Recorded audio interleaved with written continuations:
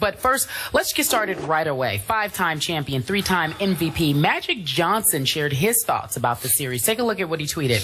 He said, if LeBron keeps playing the way he's playing, the Cavs win the title. This will be the single greatest performance we've seen in the finals. LeBron averaging 41 points per game, scoring 123 of the Cavs' points over the last 3 games. So, Stephen, I'll start with you first. Do you agree with Magic?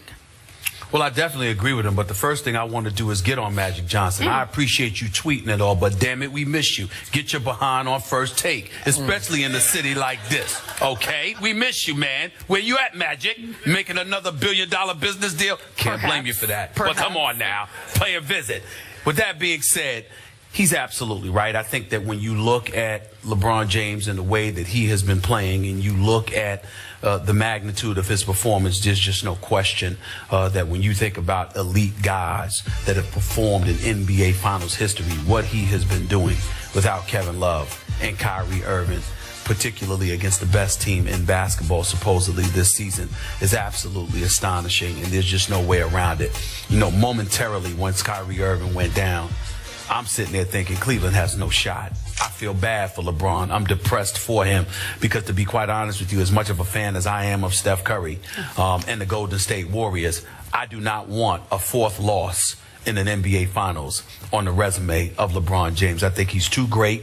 I think he's too great of an ambassador for the game of basketball. I think he's too special of a talent, a role model, and beyond. I don't want to see him lose these finals. And so when you lose 2 of your primary weapons and you're thinking it's over, and then to watch this brother perform the way that he has performed, I can't say enough. And to me, what Magic Johnson said about him is just further validation, because when it comes to the game of basketball, who are any of us to be sacrilegious enough to disagree with the great Irvin Magic Johnson? It is rare that I have done it. I'm entitled to do it because part of the reason I know basketball the way that I do is because of what he taught me. But in the end, it's still in all its Magic, and his words resonate profoundly. You know how much I love Magic Johnson, and he is on my Mount Rushmore, and we're about to discuss Mount Rushmore here in just a minute. Yeah. But I'm about to be a little sacrilegious here because I'm not ready to go this far at this point. Obviously, your Cleveland Cavaliers here are halfway home, but only halfway home. And I'm saying to Magic, I get where he's headed, and I know where you're headed. If LeBron James is the deciding factor on closing this deal in 2 more finals games, obviously it will be hailed as the greatest achievement of LeBron's career. But I got to tell you, I'm just looking at the first 3 games. Pump the brakes. Hold your horses. I need to see more from LeBron James. Love what I saw from him down the stretch of Game 3. And I sat right here in this chair 24 hours ago, and I paid tribute to LeBron James because he made 4 straight clutch free throws. No doubters. All 4 of them. Swishes. I'm in awe, man. That was good because LeBron has struggled, as we know, historically in late-game free throw shooting situations. But now this question, maybe a little prematurely, is forcing me to look back at games 1 and 2. And I'm going to have to be objective here because at the end of game 1, regulation, LeBron James, I thought, made the wrong choice. We know, we've seen him do it before. He pulled up, stepped back, took a fall-away jump shot, and missed it. And then down the stretch of game 2, at the end of regulation, he missed a shot at the buzzer. And then 3 straight times in overtime, I thought he came up small in the clutch. And he was saved by Delly. Delly took him off the hook in game 2. So I have to keep that in perspective if I'm talking about the greatest finals ever. I have to keep this in perspective. I saw in USA Today that the supporting cast, this Cleveland Cavaliers supporting cast, was referred to as a ragtag collection of cast-offs. I'm here to suggest to you today that LeBron's performance is being slightly overrated because the supporting cast is being way underrated. And I think you would agree with me that the Kevin Love injury was somewhat a blessing in disguise because it allowed the emergence of Tristan Thompson. I'm here to tell you, if Kevin Love were in the starting lineup, I'm not sure this would be happening right now. Go ahead. First of all, you're cruel. And I'm going to tell you why you're cruel. Because you know I'm sick. You know I'm struggling, congestion. I got static all in my ears, which is irritating me even more with my headache.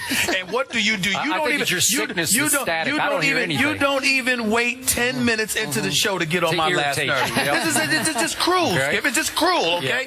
Yeah. It's just the deal. what I do. Here's the deal. It is what you do, okay? All right? I mean, damn. I mean, the Excedrin hasn't even kicked in yet. You know I'm not well, and you're still irritating me already. You didn't even wait a half hour. Here's the deal. We talk about game one. We know that LeBron James made the wrong decision by not going to the rack. All right? We get that. Yep. He comes back in game two, does exactly what we chided him for not doing in game one. You still had a problem with that. He got He didn't fouled. make any of those shots. He got fouled. Well, he got hacked too. He got fouled on 3 occasions where there was no call. But meanwhile, Skip, the brother is averaging 41, 12, and 8. And I'm just saying, and listen, it's not. You are absolutely correct. You are absolutely correct when you talk in terms of efficiency if we're just looking at numbers.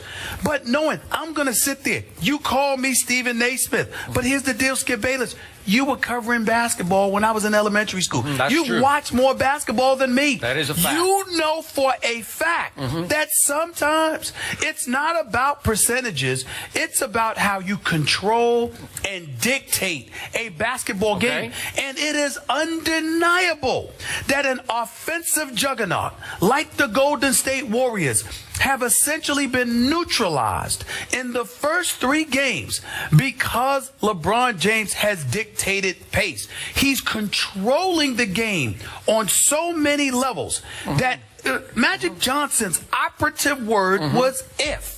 If LeBron I get it. Continue, he didn't sit there and say it was finished No, product. he did not. He said if. Okay. And you ignored the word if. Okay, I'm not ignoring it, but here's an if, and, or but on Kyrie Irving. The loss of Kyrie also came with a silver lining, to your point, because it forced LeBron James to be the primary ball handler. What do I always say about LeBron?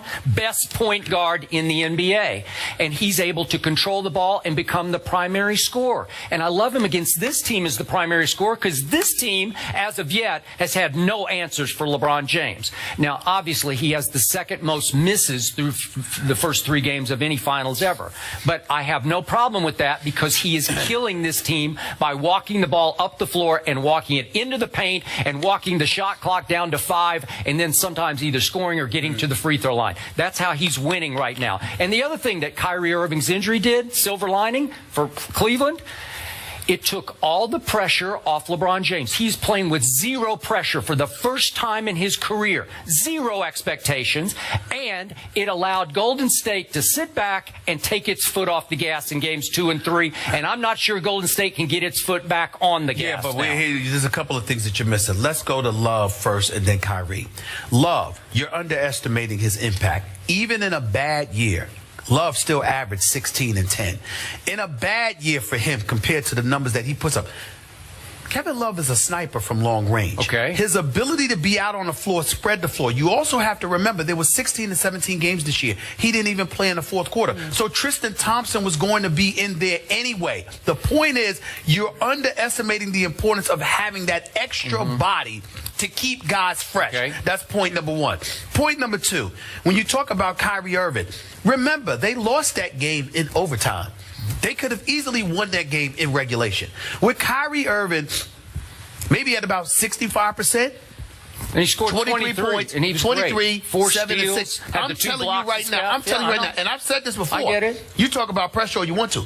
Kyrie Irving and Kevin Love, with the personnel they already had in place, I would have picked Cleveland to win this series in 5. In 5? In 5, they'd have took Golden State so you out. would rather Kevin Love be playing 70% of the time? No, Kevin Love would not have been playing. Yes, he would have. No, he would not have. If he was healthy, no, he would not have. Skip, he wasn't playing 70% of the time when he was healthy. He would sit some fourth quarters. That's right, Skip, and that's what I'm saying to you. Okay, again, 3/4 of a game is 75%. Skip, arguing by not letting me make my point. You're not letting me make my point. I'm saying to you that when you are able to have bodies and throw versatility at somebody, You can dictate pace in one-dimensional ways like LeBron is doing, or you could sit there and manipulate the action by throwing a bevy of looks at somebody and setting the pace. Now, you might give up a few extra points, but that's because you're flowing the way that you want to flow, and you can turn on the afterburners at your discretion. Imagine if you didn't have to do it for 4 quarters. Imagine just for 12 minutes, 10 minutes, 5 minutes, you're able to take the lineup that you have right now, fresh, because Kevin Love and Kyrie Irving was already in the lineup, and throw the kitchen sink at Golden State at a moment's notice to derail them. Okay. All of a sudden, you can make that difficult as well. So there are various ways to skin a cat. All I'm saying to you is that as great as the Cleveland Cavaliers have performed in terms of expectation, do not underestimate how much better off they would be with Kevin Love and Kyrie Irving available to them.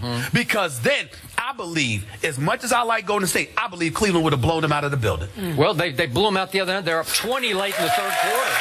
No, I'm just saying to you, Okay. but what you saw by the 20 up in the Last quick third point. quarter, they would have been doing that throughout the series. Okay, we have 2 more big wins to go for LeBron James and company. The target for the greatest finals I ever saw one man play was the 1998 finals, the last of Michael Jordan's 6 rings. Remember Game 6? You were there in Utah. Okay, Utah had home court advantage, and the series was 2-3-2. So the last 2 games were at Utah. In Game 6, Scottie Pippen hurt his back early in the game on a dunk, was incredibly limited, ended up scoring 7 points and 8 points in the game. Michael Jordan went for 45 in Game 6, and you know how it ended. Holding the pose on Brian Russell, making that shot that won the championship, because I'm not sure Scottie could have gone in a Game 7 at Utah. That was the greatest individual performance I've ever seen against 2 Hall of Famers in Karl Malone and John Stockton. So I'm putting that as LeBron's target for the next 2 games to close the deal. Then I'd sit back and try to evaluate those 2 finals. Yeah, but you know, that's real. See, you put me in a bad spot because I love the mailman. And we love the mailman. He's a Hall of Famer. We know that. But if Karl Malone wasn't executing off of a pick and roll, or pick and pop or pick and roll with John Stockton, or he wasn't scoring on a fast break, Karl Malone didn't resemble a Hall of Fame player. You're saying he doesn't belong in the Hall of Fame? I didn't say that. I said he did not resemble a Hall of Fame player outside of those situations. Karl Malone shot jump shots from the elbow, or Karl Malone scored off a pick and roll, or Karl Malone scored off of fast breaks. But with his back to the basket, that was foreign territory because that wasn't Karl Malone's game. Michael Jordan came, and what did he do? Karl Malone had that ball on the block, and Michael Jordan acted like he was going one way and came back and stole the ball and stripped it from him. And took it the length of the floor and shot it. Did he? And it was over. What I'm saying to you, this wasn't Jordan against Kareem in his prime with Showtime. This wasn't Jordan against McHale and Bird. This was Jordan against basically a 2-man team in the Utah Jazz in terms of offensive production. Want to check in those guys could play, but I'm just saying it was really about Stockton and Malone. So when you look at it from that perspective, I look at Golden State considerably softer, not as hardcore as Karl Malone, no question, but we're talking about snipers here. Yeah. We're talking about snipers here. They haven't been the last 2 They games. haven't. The splashes have been the Crash Brothers, haven't they? No. Oh, okay. Listen. Klay Thompson showed up for the first 3 quarters, and Steph Curry showed up in the 4th. Keep that in mind. I'm not sure he scored 16 total points. I'm just saying that he made some shots. On here. He made some You shots. mentioned that LeBron is averaging 41, 12, and 8. Magic Johnson talked about that. He said the Warriors can't allow LeBron